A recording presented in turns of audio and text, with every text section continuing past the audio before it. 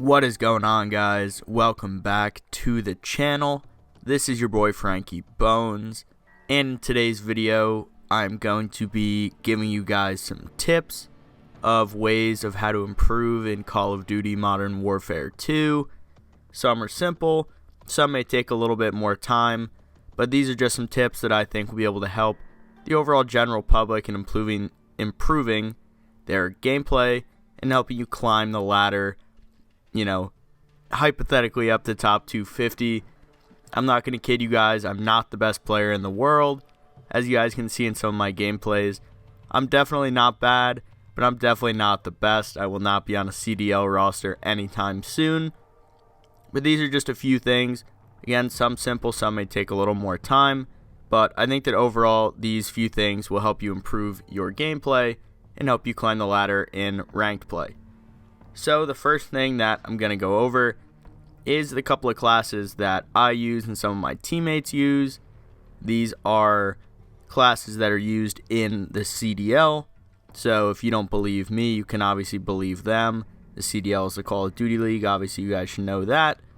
But we'll go over a couple of the weapons and the attachments that are used on those.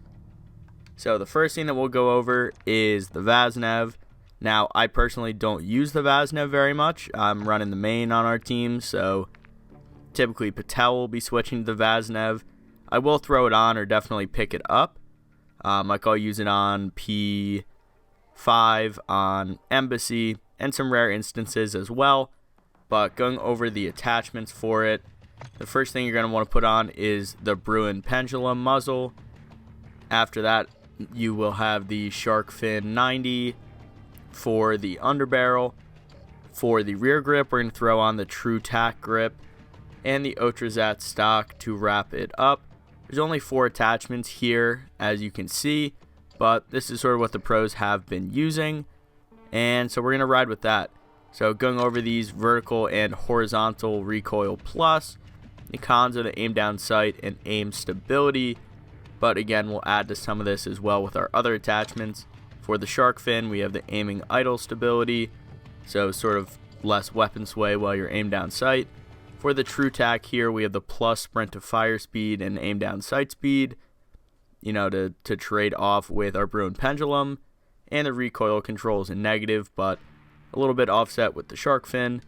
And for the Otrazat, we have the aim walking speed plus and the sprint speed plus, with the aim stability going down, but again, sort of offset a little bit by the Shark Fin 90. For the pistol, I'll just go over this first. On this class, we have the Luck 9, which is plus movement speed plus aim down sight speed. So this is just going to help you pull it out quick when you're trying to hit routes or off the break, help you get there a little bit quicker.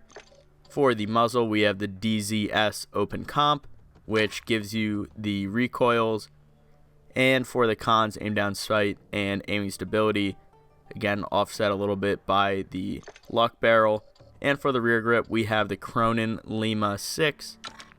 We have the pistol fast draw, again just pulling it out quick. Sprint to fire speed, aim down sight speed. So ultimately just trying to aim on getting the pistol out as quick as possible and give you the best chance, if you need it, to pick up the kill. And then most of these things are pretty standard. We have the stun, we have the frag, and for our perk package, double time bomb squad and fast hands, with no ultimate perk being available for ranked play. And again, depending on what sort of game mode or role you're playing, you're going to either have trophy or dead silenced. For the Vaznev, I'll switch it out here. Clearly, I don't use it. You're most times going to be running dead silenced. You may have a sub-trophy player, depending on the dynamic of your team. But for us, I'm pretty sure both ARs run it. I run it. Here, as you can see on my class, we're going to go over 2 different TAC classes because Patel and I use different classes. This first one is mine. I run the Tundra Pro Barrel. I run the F-TAC Castle Comp. I run the Commando Foregrip, Demo Clean Shot Grip, and the TV Cardinal Stock. So this barrel is pretty standard here. Damage range, hipfire accuracy, bullet velocity. Aim down sight is a little bit tough, but we will get that back. For the F-TAC Castle Comp, again, minuses for aim down sight and aiming stability, but it does give you the recoil. I personally like this. just sort of playing around in the firing range and also playing in the game. I have the commando grip for aiming, idle stability, and recoil stable, and aim down sight again, which is a little bit tough. So definitely a little bit of a bot out there on the map, but sprint to fire and aim down sight, so offset a little bit here with the recoil for the demo shot, and for the TV, aim down sight and sprint speed with aiming stability. So with my class, it all sort of evens out. This is the one that I like most. Again, it's all just sort of based on feel and how you play, your play style. I am a main, so like to get posted up. Patel plays a little bit faster, so he likes to run this class, which is a little different. Again, we have the Tundra Pro. Before our muzzle, we have the Komodo Heavy, which gives you horizontal recoil, aim down sight, and aiming stability, a little bit of a hit. But instead of the Commando, he has the Shark Fin, which gives him the aiming idle stability. Pretty sure they do basically the same thing with recoil, so just a little bit faster ADS. He runs the high velocity bullets, so gives you more bullet velocity, less damage range. Overall, I don't think damage range is super important, especially with an AR. And you're playing fast. When you have the bullet velocity, it gives you a little bit more damage. And I guess you can see a little bit more accuracy. But in the last attachment for him, he's the demo clean shot, which is the same as me. So some simple changes, but you know, all just based on feel. I'd recommend trying out a couple different classes for the AR. The sub is pretty set. You can swap out the Bruin pendulum for, I think it's the K85 lockshot muzzle. But outside of that, really not changing too much. And the last thing that I obviously have is the big stick. Definitely have to run the SPX 80. Best sniper in the game. No question about it. Some of the other ones are good as well, but it has the fastest ADS, and I think that's definitely pretty important. All the damage is pretty similar, as long as you're good, obviously. And then again, just running the pistol. So, obviously I have 5 classes here. I have 2 respawn and a search for both guns, and then the sniper just for search. So, for our next tip, I am going to say, and obviously it comes as a pretty stupid tip, but I would say just play the game. Realistically, that's how you are going to get better. You are going to be more accustomed to how the guns play out if you're playing a certain role. You're going to get more familiar with the time to kill, how many bullets it takes from what range. Again, just the recoil of the guns, things like that. You will get more used to the movement in the game in terms of what you're able to do, timings you're able to get in certain modes, and just sort of how long it takes to get places. You know, it's definitely really important in search and destroy, and in things like rotating in hardpoint, getting over to control points, you know, how long it takes to stack points, how much it goes up, things like that. Overall, I'd say that's just the biggest tip. Play the game, get familiar, get used to interactions, you know, learn those spots, and ultimately it's going to set you up for success. The next thing that I'm going to say is definitely get used to queuing up with teammates or playing with friends. Now, this one is really big in particular for this game because of some of the things that have been put back, or rather reverted from this game, that have been in previous games. So, for instance, the footsteps, you need to be running dead silenced if you're a submachine gun trying to make plays, because your footsteps are very loud, and there is no ninja or dead silence perk. So, you know, it's really important in that regard to have the communications, to be able to be calling out players. There's no red dots on the minimap when people are shooting, which again is a change that was reverted from previous Call of Duties. So these comms are really going to help put your team in a good spot to win. It will help create just an overall team UAV, I sort of like to call it, because you sort of know where people are going to be. Call out where you're spawning, call out, you know, where you're dying. If your team is trying to make plays, like you're pinching on a hardpoint hill, just having that communication and timing is really massive. This will give you, you know, obviously chemistry with your team. You know where your players are going to like to play, like your teammates. you know what their tendencies are, and just sort of give you that comfortability on the battlefield, which I think is really big as well. And overall, it'll just make you a more consistent player, because when you're playing with similar people, you're going to have the same call-outs, you are going to know the break-offs, you are going to know, again, what your teammates are going to be doing, which overall is really big in this game. For the next thing that I'm going to talk about is utilizing all aspects of the quote-unquote training tools, I would say, in this game. So the first thing, if you're not aware, you can hop over into the firing range. You can go to your creative class and then hop over to the firing range. It'll look like this, and you can warm up your movement and test out, if you're putting on different attachments on different guns. You can work on your time to kill at, close, medium, and long range. And just sort of gives you a good feel for what some of these ranges might be. Let you test out attachments again and get that gunny going, get nice and warm. I haven't really ever used this feature before this game, so I kind of forget if this was even in other games. But you can work on going side to side. The targets will move for you. Obviously, I'm just sort of showing you guys, really not working on getting locked in with the aim or anything like that. But I think that it is pretty important to utilize this tool, especially if you're between matches and you're just trying to switch an attachment really quick, or you are trying to warm up. You don't want to go fully into this next tip, which is hopping over to the private match. Now, I'm not going to hop into a private match just because it takes a little bit of time, but essentially you can just set up a private match by yourself, create a lobby. Your teammates or whoever you want can join as well to warm up in.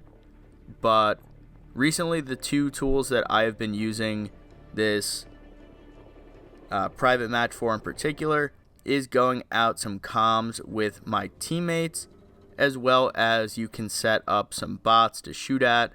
So you can hop into a free-for-all on something like shipment, or you can go onto whatever map and go over callouts. We recently did that on Hotel, which I think was pretty helpful for some of my teammates. So definitely utilize these tools to your advantage while you're warming up, while you're getting ready to play, and ultimately this will help put you in a good position to ultimately succeed within the game. Now, for this next tip, this will come more with playing the game, but the next thing will be to feel the flow of the game, sort of understand the more that you play, that you will get the flow of where people will be spawning. I think this is the first big thing. Moving on from that, just the overall flow, like how long it takes to kill, how long that respawn delay is in ranked. You'll get a good feeling for that. But this will also help you make predictions. So sort of predicting where players are going to be, where they're going to spawn up. If you know a lot of the power spots, you will sort of understand where players are trying to play to on certain objectives, whether it be control or hardpoint, or break-offs in search and destroy. And it'll also help you become more confident in yourself while you're playing the game. I think this is really important. It's along the lines of making predictions. When you are the person who is making the play on the opponent, it oftentimes puts you in an advantage, especially if you sort of know where the other team is going to be going, playing, or trying to rotate to. It'll put you in an advantageous position, and it will help you overall just make those game-winning plays, and again, just put you at the advantage. The last sort of gameplay thing that I'll talk about is there are a few things within the game in terms of your overall aiming that can also help you be at an advantage. The first thing is work on your centering. So when you're running around the map, you will see, I would assume that everybody has it on, but the crosshairs that are on your screen sort of indicate where your gun is actually pointing, and if you were to no-scope sort of, or like hip fire, where the spray will be. And where you're running, it's just a small white dot, but you want to do your best to sort of keep this in the center of, obviously it'll be the center of your screen, but you want to keep it sort of in the center of where you're going to be aiming. and ideally you want it sort of in the upper body area so that you can snap up to the headshot and get you that quick time to kill. Obviously the headshot multiplier is absolutely massive in this game, and it'll put you in a great spot to be able to pick up those quick kills, obviously win those key one-on-one engagements, when you're down to 20 something health and you're able to hit a headshot and kill the opponent. The next thing that I'll talk about in terms of aiming, things like that, is positioning. Depending on your role, you are going to figure out sort of what positions are best to hold for what objectives. Again, this will just take a lot of playing and watching, but positioning is really important on this map, or in this game in particular, because of the way that the spawns are, getting pushed up past checkpoints, making sure that you're blocking in the back. The more that you play and work on these aiming and sort of movement things, the better that you're going to be and put yourself in a more favorable spot to ultimately win the map. And the last thing that I'll talk about in terms of gameplay is just sort of timing. The more that you play and the more that you understand, you'll learn how long that respawn delay is. You'll learn how long it takes to get to an objective. You'll learn how long dead silence lasts, how long a trophy lasts. Things pretty simple to even like how long it takes to shoot a mag of the Vaznav or TAC. And when people are, going to be running out of ammo or reloading, how long it takes to reload, how long it takes to lay down, how far you can dive. Things like that are pretty important, and it's a minuscule thing, but if you're able to pick up on a few things throughout the map, it may get you 1 or 2 extra kills, may help your team a little bit more. And again, that's all this is about, is just getting a little bit better with a couple of each tips, and hopefully helping you guys get a few more wins and climb your way up. Obviously, you see I'm in Silver 2 here. I was in Las Vegas for the weekend right after it launched, so I haven't been able to play too much as well.